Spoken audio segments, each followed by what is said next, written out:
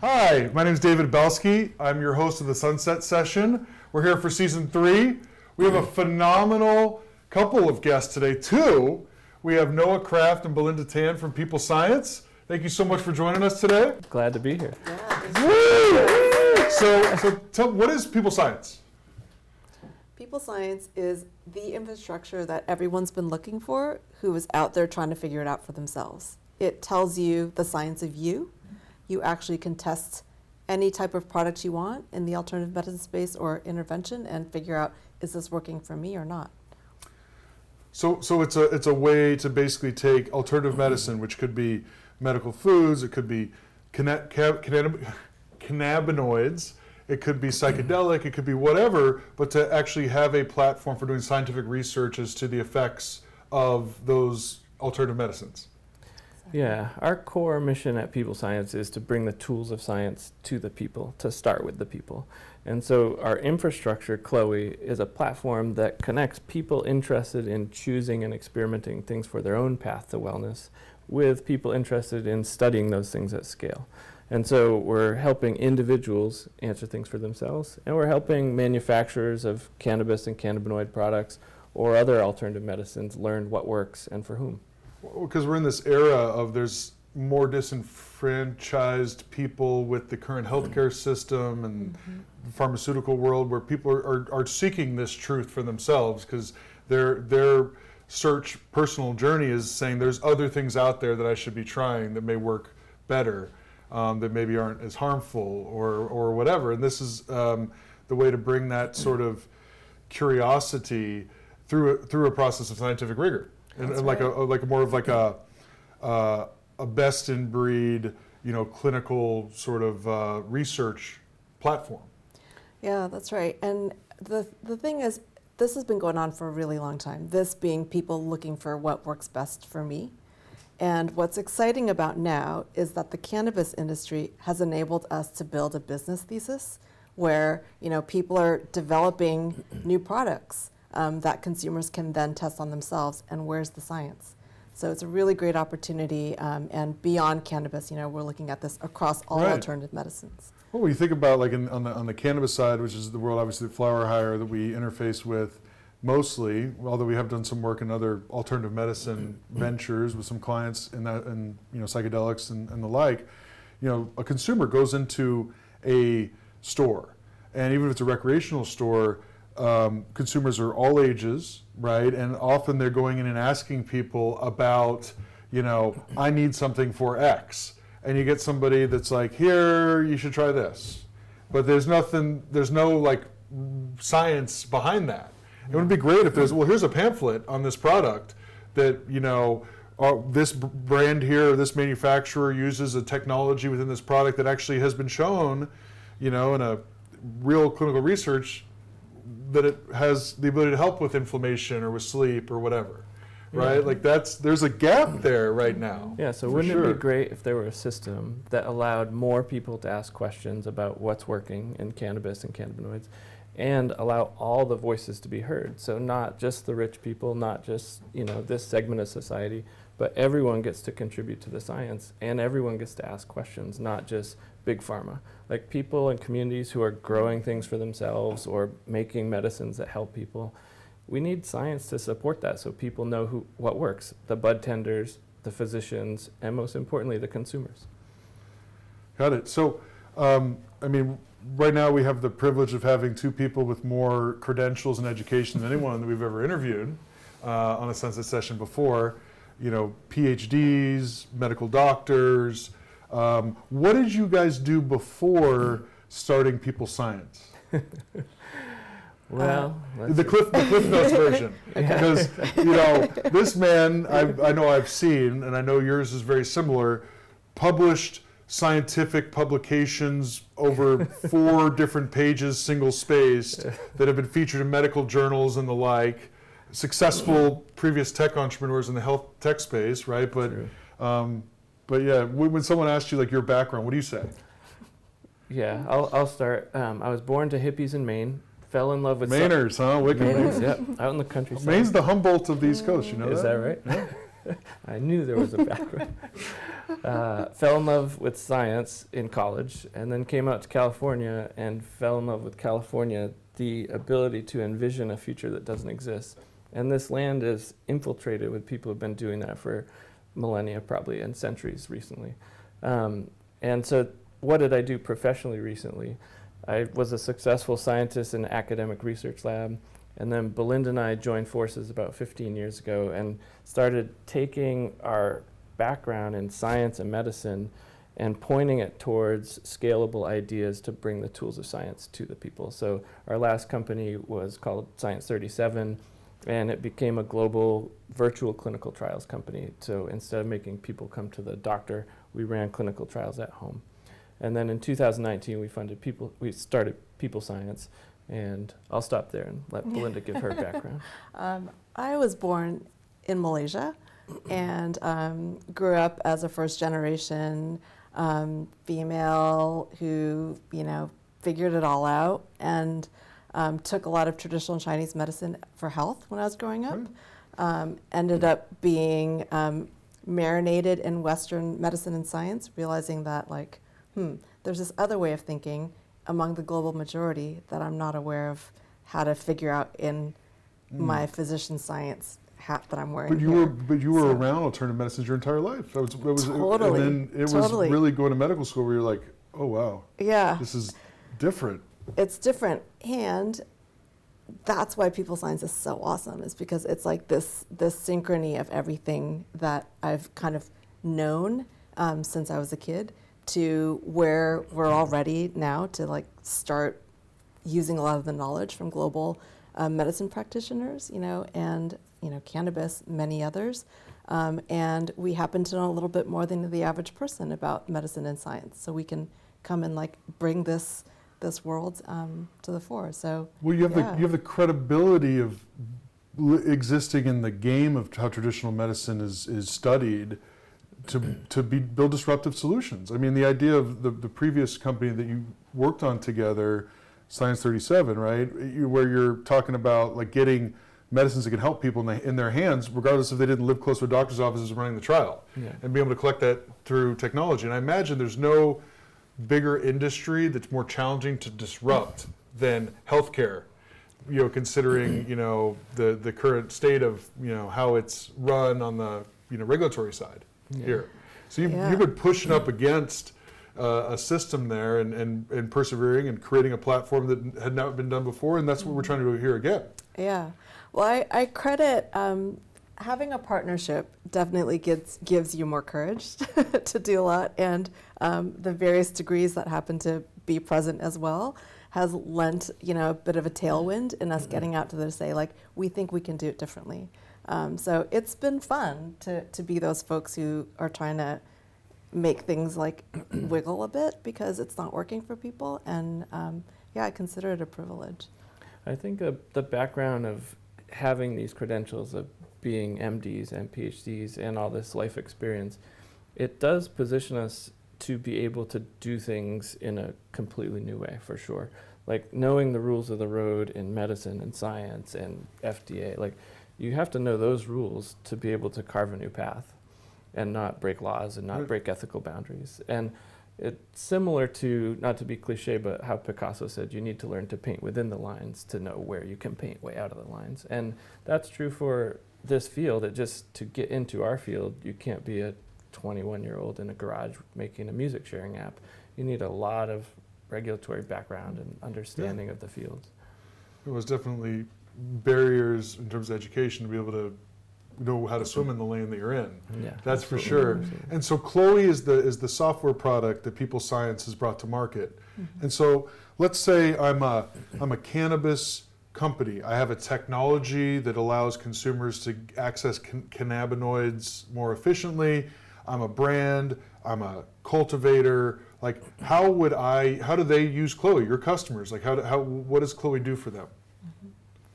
Well, first, let's define Chloe. Chloe stands for Consumer Health Learning and Organizing Ecosystem. It's a true ecosystem. Its first user is the consumer, the person, the capital P people. So Chloe first helps you, David, answer the question, does this medicine help me? Does this work for me? Our second users are scientists and companies that want to ask the question around, does our medicine work for people like David? But by serving the people first, it drives the force of who's interested in what we're doing, who's interested in studying this on themselves.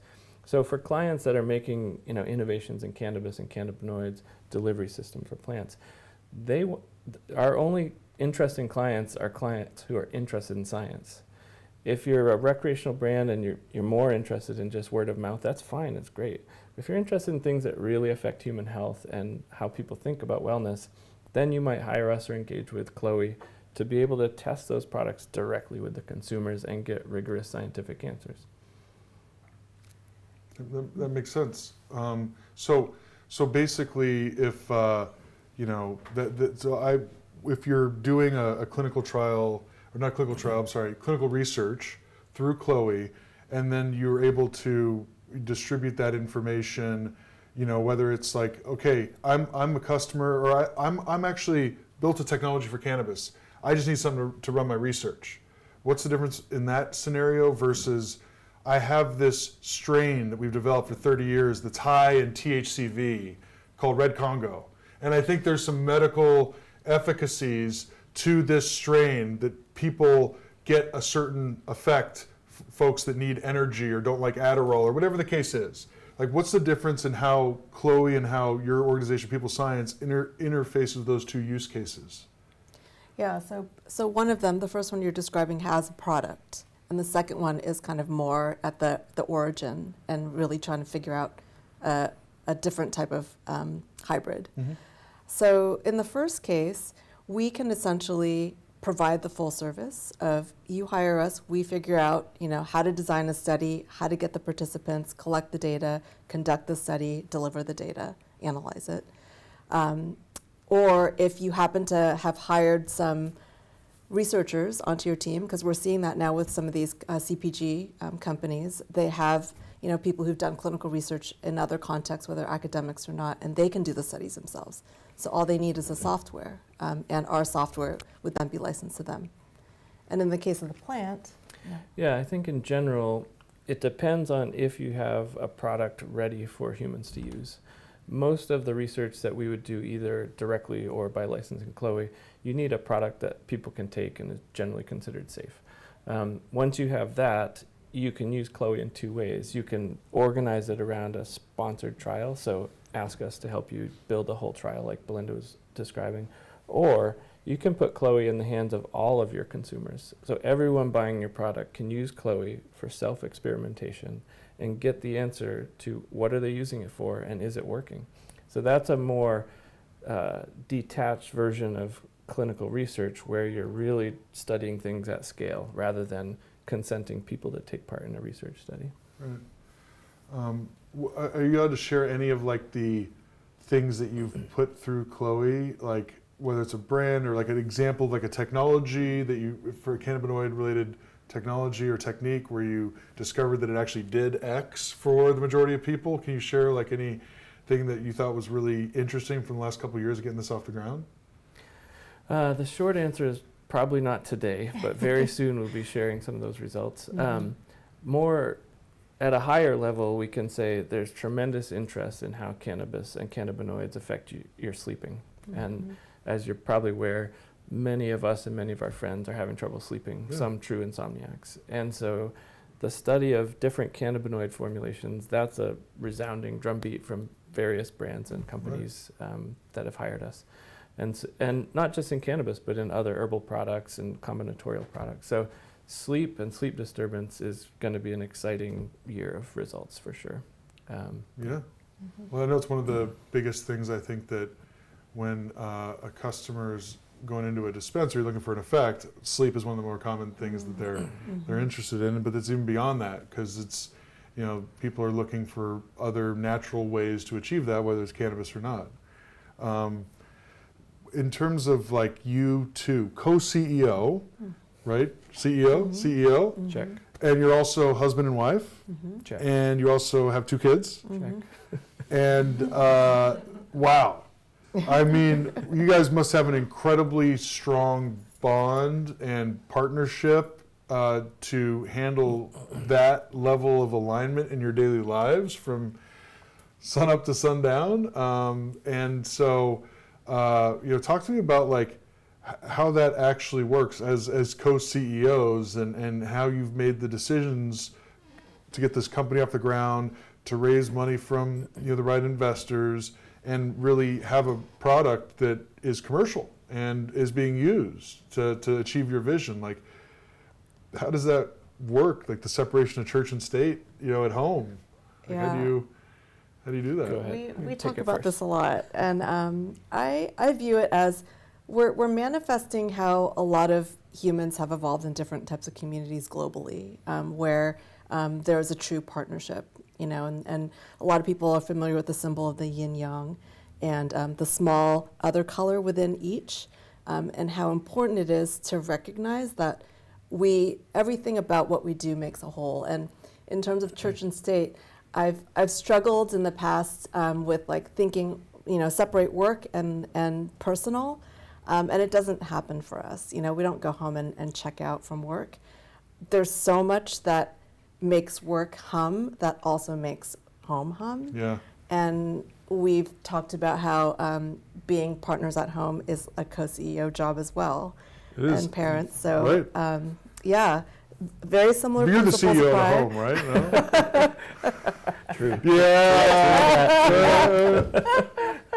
Also, the CEO at work too, and so am I. No, it's the yin and yang symbol is definitely the best representation, I would say. It's sometimes even more complex of like, even within the little circle, there's another yin and yang within it, and it goes deeper and deeper. Oh yeah, because these are like your whole life is a multi-dimensional chessboard. Mm-hmm. It's gone fractal, Mm-hmm. right? And so you're not talking simple questions that you're asking each other to try to figure out. Yeah. It's interesting when outsiders look at us as co-founders, co-CEOs, some people have a bias of like husband-wife teams are doomed, Mm-hmm. and other people are like, well, Those people are jaded. yeah, right, exactly. Check their home life. Yeah. But on the flip side of it is, some people recognize like you've built a family together, you've built a scaled global company previously together. You have credibility for being able to work closely together and really make things happen. And at least for me, I would say the most fundamental building block of everything we do as co-founders, co-CEOs, co-parents, co-dog owners is the foundational piece of trust. And to me, like, I'm getting up there in age. I've seen a lot of different dimensions of relationships. There's nothing as powerful as when the trust is there, the things you can do above it are just unlimited. If the trust isn't there, the whole thing goes down the tubes. And that goes for us and for the people we work with. It is the grease of everything that creates new dimensions. Yeah, and I'll add that we're both deeply committed individually to doing the work, and I mean like this work, Yeah. and that's really a big piece of the Pay heavy attention to lift. it. Mm-hmm. You prioritize it when you need to. Yeah, You recognize when you need to, and you prioritize it. yeah, Right, and you still find that balance. Mhm. The little circle and the big circle is Mhm. still in perfect harmony. Right. No, I love that. So you second tech startup, obviously Science 37 got is a giant sort of health tech platform at this juncture. When you're building culture in a startup and you're looking to build teams and you're recruiting, do you recruit for culture, skills? Like how do you find the right people to win in a startup environment, especially in a virtual world? yeah. Mind you, like which now you're building companies and like you're having to build rapport and culture and trust virtually. Like how do you do that? Yeah, I'll say relying on like the feel of our tribe has been a big part with people science and learnings from our last company, and I think we feel so blessed to have access to people who continue to trust us, having worked with them for 10 years, and who have the very, very specific hard skills in our line of work, which is like you know, kind of niche. Real science stuff. Yeah, it's like And real complex tech engineering cloud web stuff. It's technical. JavaScript. And like clinical research regulatory. I mean, come on, like that's not common knowledge. Gets pretty wonky. No, So I just glazed over it. Exactly. So JavaScript. we have an incredible community of people who we love and who like can get it done. And so like we recently inked our 9th employee. That's fun. And we're going strong in terms of like finding people who are really deeply committed to like our values and building it together. There's plenty of books out there about this, but to me, you can think about the blueprint of how you build the company and the culture, and there's different ways you can do it. You can hire for skill, you can hire for intellect or capacity. I would say we hire primarily for character first, and then people getting aligned with our mission or our tribe. Character, mission, and then the skill set is kind of a must-have. We can teach some people a lot of things, and we have, but our space is pretty wonky at times. So we do tend to train less experienced people into the space, but hiring for character, there are books on that, like the return on if you build a company around leadership and character, it's a much better business. It's also way more fun to work there. Like you're proud of it. You're not like, who are these people? Totally. Right, and obviously this is your second go at it. Mm-hmm. So in the entrepreneurial journey now as career entrepreneurs, you can say, right, with disruptive health tech that's shaking the balance of power in our healthcare system. Look at you guys, fighters. But your second go at it. So you learned a lot in the first go around, right, where it's like, we can stay lean. We don't need to hire that. That's someone we can use in our network as a consultant. That's not a full-time thing. Like the way in which you can steward capital efficiently, and also you leverage the network and the experience you have to know when the right timing is to bring somebody on and when not, and like it's not growth at all costs. It's like you're hiring when it makes the most business sense, and you've learned that and have experience in doing that and learned how to do it better and are going down that path now. Right? Yeah, I think what you said also brings to mind the theme of patience, which I feel was one of the silver linings of the pandemic. And it gave us the patience to build not at the cost of, like quality, and build relationships too, which led to actually like subsequent hires. Like we found people because we took the time to get to know people. Right. Yeah. I would say we learned that same process about the people that are backing us financially and investors. And this round of engaging with and really getting to know our investors, we've been much more able to describe the 30-year vision and at the same time describe the next 5 years of growing an actual business that's sustainable. And I think because of our prior experience, our current investors, they believe in this long vision to really build infrastructure to support a wide range of complex foods, plants, medicines like cannabis. Right, and this is something that it's just getting started. Exactly. Right, and I think in my head, because I've talked to other technology companies before that are targeting whether it's just purely psychedelics or whatever, that are looking at, being that source of truth for when this is an FDA world, right? And I look at what something you said earlier as a differentiator to me is that you start with the people, right? You start with the people and the end user in mind so that they get value out of doing it and they want to come back to it again because it helped them approach their own health choices in a thoughtful way that allowed them to compare things to find on their own versus what their doctor was saying to find the best thing for themselves. That's right. Right, and that trust with that is the long game. Right, and in the investor world, I'm sure you had to really be clear about the value of starting there, and people didn't get it, great. They're not the right fit to be part of it, and you don't want to have to answer to them for the next 6 years on like why you're not doing something that they want you to do. You've been very clear about what the vision is. Start with the people, make the people actually be able to benefit from it first, and if you do that, we know how to build the clinical thing, but that's our secret sauce. That's exactly right. I love it. And the industry needs solutions like this, right? So I very much appreciate you coming in today. Hopefully there's a good Bless. sunset behind us. Oh, it's still you. purple. Oh, it's Okay, beautiful. good. But Noah and Pleasure. Belinda, thank you very much.